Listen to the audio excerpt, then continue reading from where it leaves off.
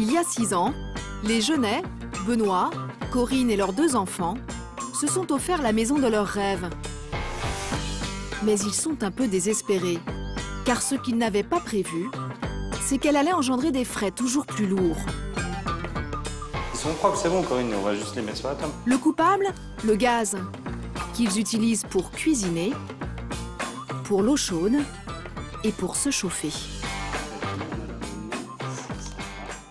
À l'origine, quand on est arrivé à la maison, il y avait déjà le gaz de ville, une chaudière au gaz. Donc on a continué à utiliser le gaz. Donc c'est vrai que la première année, on avait une facture d'environ 1 242,45 €. Et cette facture, elle n'a fait qu'augmenter avec les années. On a eu un pic en 2011. On était à 1 664,28 €. Leur facture a augmenté de près de 40% entre 2008 et 2011. Alors pour tenter de la faire baisser, ce couple d'informaticiens s'est lancé dans de grands travaux. Donc nos premiers travaux d'isolation, c'était le remplacement des fenêtres simple vitrage par des fenêtres double vitrage. Ils ont acheté une nouvelle chaudière, plus économe en énergie, et ils ont calfeutré toute leur maison jusqu'au comble. Donc après les travaux d'isolation, on ne voit plus que notre fibre de bois. Au total, plus de 30 000 € de travaux qui ont permis aux Genêts de réduire leur consommation de gaz de moitié. Mais déception, la note reste toujours aussi salée, car entre-temps, cette matière première a continué de flamber. On paye quasiment la même chose.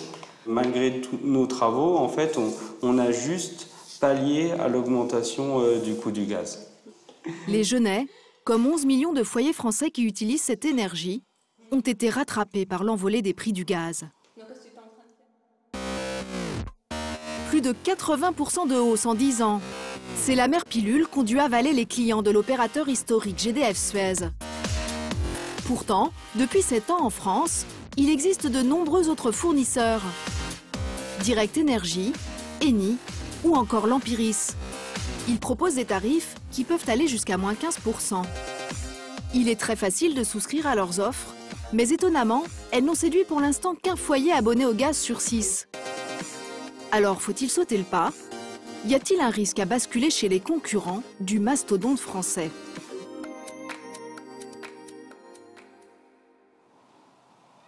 Quitter GDF Suez, la famille Tronel l'a fait. Elle se chauffe et fait la cuisine au gaz. Quelques clics ont suffi au chef de la famille pour trouver un fournisseur a priori moins cher.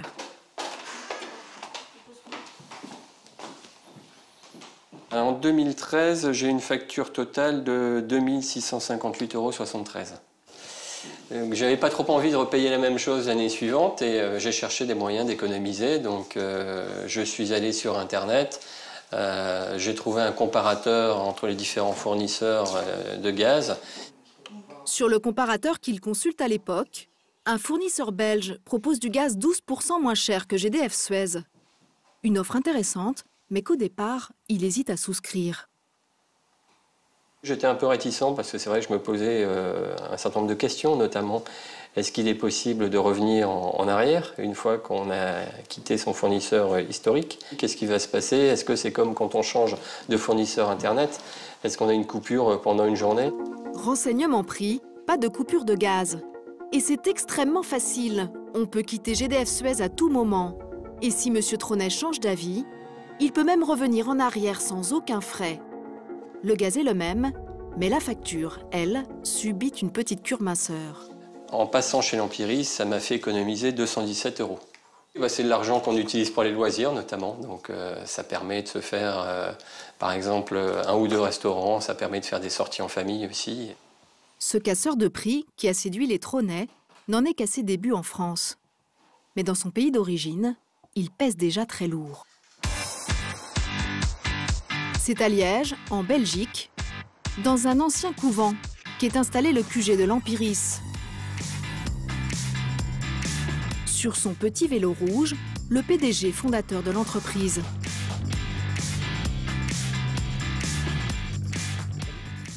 Ne pas se fier aux airs débonnaires de ce pince sans rire. C'est pour moi ici que tout se décide. C'est ici que se prennent les décisions les plus importantes. Derrière l'ambiance start-up, Bruno Venanzi, 44 ans, affiche plus d'1 milliard € de chiffre d'affaires. il dirige le 3e fournisseur d'énergie du pays. Bonjour, ça va? Il a tellement recruté qu'il a bien du mal à se souvenir de tous ses employés. Oui, ça va bien. Je triche parfois un petit peu parce que pour retenir les prénoms, sur le site, on a environ 250-300 personnes. Et donc, pour ma vieille mémoire, ça devenait un peu difficile. Le gaz, Bruno n'y connaissait rien quand il s'est lancé sur ce marché il y a 10 ans. Ancien cadre dans la téléphonie, il cherchait un secteur où il pourrait casser les prix. Quand le marché de l'énergie a été libéralisé en Belgique, il a investi 60 000 € pour obtenir une licence de fournisseur et recruter des traders, comme Peter. C'est Peter de l'Empiris. Bonjour. Je t'appelle parce que je cherche à acheter 30 MW pour décembre 2014 sur PEG Nord. Est-ce que tu auras un prix? Ce sont eux qui achètent à l'avance les stocks de gaz qui alimentent la Belgique et désormais la France. Mais s'ils le revendent aux particuliers en dessous des prix des concurrents, ce n'est pas parce qu'ils l'achètent moins cher. Selon le PDG, ce serait simplement parce qu'il est moins gourmand. Monsieur Michu, Monsieur XYZ ou Monsieur l'Empiris, on achète tous à 80. Certains, la plupart des opérateurs vendent à 120, l'Empiris vend à 100. Donc nos concurrents ont les mêmes prix. Ils ne le reflètent pas dans leur tarification parce qu'ils ont des clients existants, des clients qu'on appelle dormants, qui n'ont pas encore eu le réflexe de comparer et de changer, et donc ils préfèrent vendre à des marges supérieures et gagner plus d'argent. Des propos chocs sur un marché où pendant des années, il n'a jamais été question de concurrence. En France, pendant 60 ans, le gaz, c'était l'affaire de l'État. Après la guerre, le pays est en ruine. Pour reconstruire un réseau gazier, l'Assemblée vote en 1946 la création de l'entreprise publique GDF. Le gouvernement vous propose de prononcer la nationalisation du gaz et de l'électricité. Pour protéger les consommateurs, l'État va aussi fixer les prix, ce qu'on appelle le tarif réglementé. En 2007, l'Europe exige l'ouverture du marché à la concurrence. GDF est privatisé et fusionne avec Suez. Mais la nouvelle entreprise doit continuer d'appliquer ce tarif imposé par l'État, toujours actionnaire à 35%. Ce prix public, toujours en vigueur, doit d'abord couvrir les coûts d'approvisionnement. Comme la France ne produit pas son gaz, plus d'un tiers est importé de Norvège. Le reste vient de la Russie, des Pays-Bas ou encore d'Algérie. Et les prix ont flambé ces dernières décennies, car le gaz est un dérivé du pétrole. Ses cours sont indexés sur ceux du baril et ont donc suivi l'envolée de l'or noir. Ensuite, il faut financer les frais de transport et d'entretien du réseau français, le plus long d'Europe. 230 000 km de canalisation souterraine, dont il faut aussi gérer les aiguillages. Cela se passe dans un lieu tenu secret, en banlieue parisienne, hautement sécurisé. Un centre de dispatching ultra-moderne, où jour et nuit, sous la houlette de ce spécialiste des flux gaziers, des ingénieurs pilotent le réseau à distance, depuis leurs ordinateurs. Nous sommes ici réellement dans la tour de contrôle du système gazier français. C'est-à-dire que c'est depuis ici que nous pilotons le transport du gaz, depuis les points frontières du pays, y compris les ports méthaniers où le gaz arrive par bateau sous forme liquide. Et donc nous allons transporter ce gaz depuis ces points vers les lieux de consommation, c'est-à-dire à l'entrée des villes et également sur les sites industriels où on consomme beaucoup de gaz.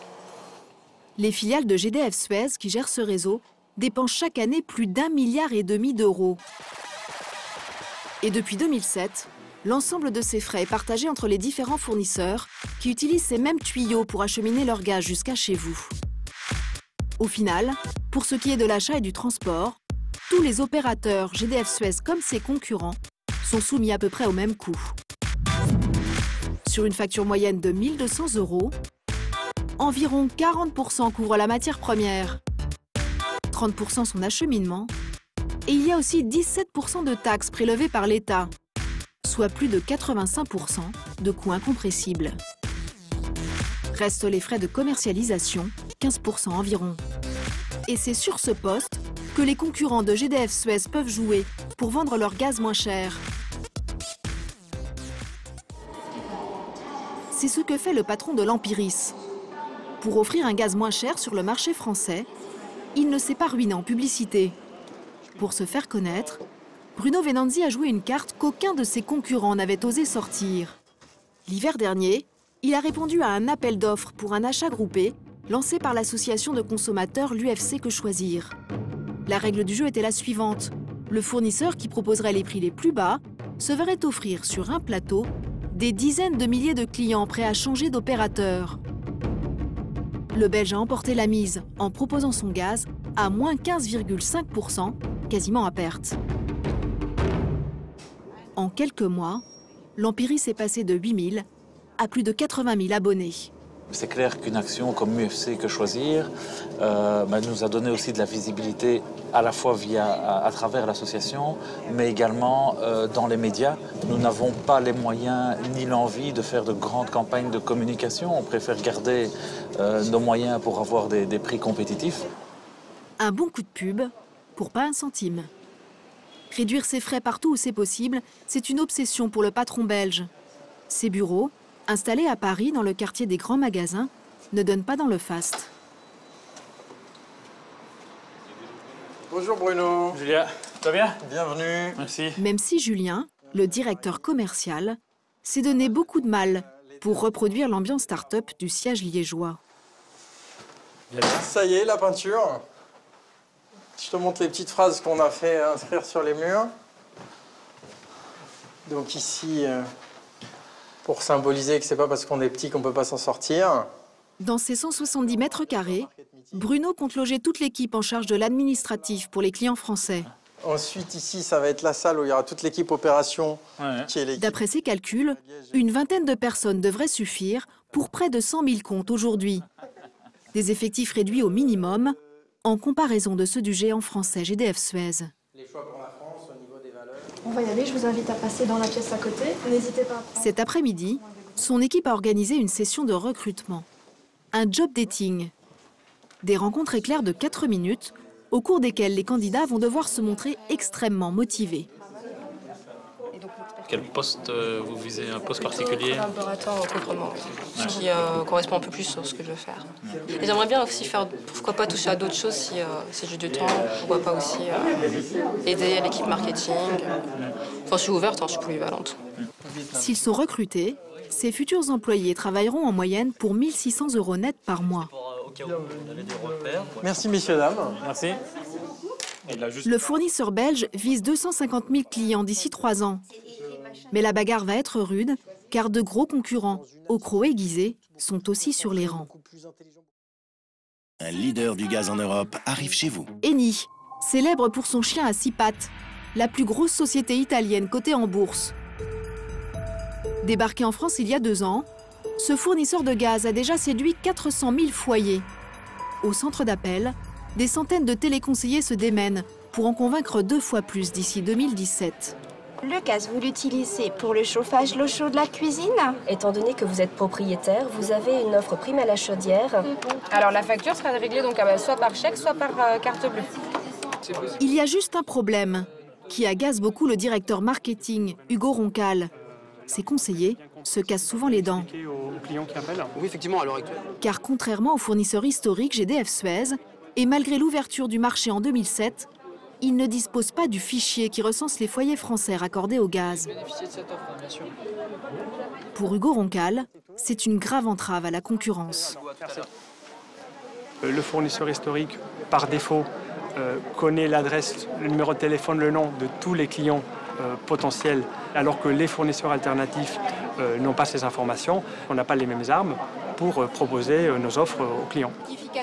En l'absence du fameux fichier, ce fournisseur de gaz est obligé d'avoir recours aux bonnes vieilles méthodes commerciales. Tous les jours, comme Valentin, 1000 commerciaux sillonnent la France pour le groupe italien, à la chasse aux nouveaux abonnés. C'est parti. Aujourd'hui, le commercial a ciblé un quartier pavillonnaire en Seine-et-Marne raccordé au gaz. De belles maisons lui laissent espérer de grosses factures. Mais les portes restent souvent closes. Là, c'est quelqu'un qui n'ouvre pas. Valentin est payé au SMIC et touche une prime sur chaque vente. Mais pas facile de la décrocher, car si le quartier est alimenté au gaz, il ne sait pas, maison par maison, si elles sont raccordées individuellement. Vous n'avez pas le gaz naturel? D'accord. Vous avez le gaz naturel chez vous? Parfois, il essuie tellement d'échecs... Bonne journée, monsieur. Au revoir. ...qu'il a de sérieux doutes. Je me demande si on n'est pas dans une rue où il n'y a pas le gaz. Vous avez bien le gaz naturel chez vous? Bonne journée, madame. Quand ce jour-là, Valentin tombe enfin sur quelqu'un qui a le gaz... Bonjour. Pas de chance. C'est trop tard. C'est trop tard, c'est-à-dire vous avez déjà souscrit? Il s'est fait doubler. Passez-vous. C'est-à-dire L'Empéris. Ah, notre concurrent. Bah oui. Des fois, c'est la traversée du désert. Mais ça fait partie du métier. Après 3 heures de prospection, l'espoir renaît. Bonjour, monsieur. Je suis monsieur Mazoran, je travaille pour la société Activecom, partenaire d'Eni, le fournisseur de gaz naturel. Vous avez le gaz naturel chez vous? Oui, tout à fait, ouais. Oui. Coup de chance, le propriétaire est dans son jardin. Notre commercial ne va plus le lâcher. De la résidence pour savoir si vous êtes au courant que le marché de l'énergie est ouvert aux particuliers depuis 2007. Ouais. Vous savez que vous pouvez changer de fournisseur? Tout à fait, ouais. D'accord. Vous permettez qu'on regarde ensemble votre facture de gaz pour que je puisse vous proposer la nouvelle offre Astucio, qui est une offre... Vous avez de la chance, j'allais partir. Donc... Ça prendra que quelques minutes. Allez, ça va. C'est très gentil à vous. Il n'y a pas de problème. Premier obstacle franchi. Donc vous connaissez un petit peu Eni, le fournisseur de gaz naturel? Le chien à 6 pattes, quoi, c'est ça, ouais, tout à fait. Le propriétaire est chez GDF Suez, une bonne nouvelle pour le commercial. Sur le marché français. D'accord. Est-ce que vous pourriez me présenter, me trouver cette facture de régularisation? La dernière serait idéale. D'accord, alors je vais... Une fois les factures de son concurrent en main, Valentin sait comment s'y prendre pour séduire son unique touche de la matinée. Donc voilà, vous m'avez dit vous-même que vous avez subi les dernières augmentations sur le prix du gaz. Vous avez dû voir votre facture augmenter ces dernières années. Ouais. Déjà là, vous avez une économie de 3%. 3% moins cher que GDF Suez. À première vue, rien de fracassant. Mais son argument choc, c'est la stabilité du prix. Et en fait, ce tarif est garanti pendant 3 ans. Donc vous avez 3 ans. Et ce n'est pas fini.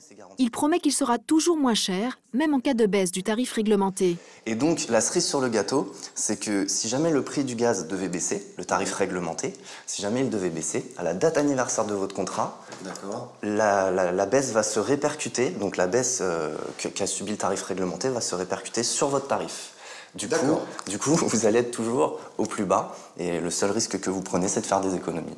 C'est une bonne visite, en fin de compte. Bah écoutez, je suis ravi de vous m'accueillir. Cette fois, le commercial a tout bon. C'est super. Bah écoutez, je vais vous remettre le dossier, le contrat. Le propriétaire va signer son contrat. Un petit peu de place, si vous permettez. Pour aujourd'hui, Valentin a sauvé la mise. Mais il va poursuivre sa prospection, car malgré tout, le bilan de ses rendez-vous est maigre. J'en ai fait presque 50. Et bilan? Et bilan, un contrat. Aller chercher les clients laborieusement, un par un, porte par porte, les rivaux de GDF Suez ont décidé que cela suffisait. Il y a quelques mois, ils ont saisi l'autorité de la concurrence. Elle a rendu son avis le 9 septembre dernier. GDF Suez s'est vu sommé d'ouvrir son fichier aux autres fournisseurs, au plus tard le 15 décembre de cette année. Si le géant du gaz ne s'y plie pas, il risque une amende historique, 5% de son chiffre d'affaires mondial, soit 4 milliards d'euros. Mais Bruno Bensasson, son directeur général pour la France, ne l'entend pas de cette oreille. Il a fait appel de cette décision qu'il juge injustifiée.